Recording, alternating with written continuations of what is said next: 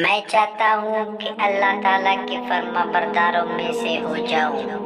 آپ صلی اللہ علیہ وسلم نے فرمایا، فرائض کو ادا کرو و فرما برداروں میں سے ہو جاؤ۔ جہنم کی آگ کو قیامت کے دن کیا چیز بجھائے گی؟ آپ صلی اللہ علیہ وسلم نے فرمایا، دنیا میں دکھوں اور مصیبتوں پر صبر کرنا۔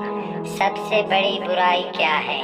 آپ صلی اللہ علیہ وسلم نے فرمایا، بد اخلاقی اور بخل۔ سب سے عظیم نیکی کیا ہے؟ آپ صلی اللہ علیہ وسلم نے فرمایا، اچھا اخلاق اور مصیبت پر صبر کرنا۔ اللہ تعالیٰ کے غصے کو دنیا اور آخرت میں کیا چیز ٹھنڈا کرتی ہے؟ آپ صلی اللہ علیہ وسلم نے فرمایا، چپکے چپکے صدقہ کرنا اور صلح رحمی کرنا۔ قیامت کے دن اللہ تعالیٰ میرے عیبوں کو چھپا دے۔ آپ صلی اللہ علیہ وسلم نے فرمایا، اپنے بھائیوں کے عیبوں کو چھپا لے، اللہ تعالیٰ تیرے عیبوں کو چھپا لے گا۔ اللہ تعالیٰ قیامت کے دن ذلت سے بچا لے۔ آپ صلی اللہ علیہ وسلم نے فرمایا، اپنے آپ کو زنا سے بچا لے، اللہ تعالیٰ تجھے ذلت سے بچا لے گا۔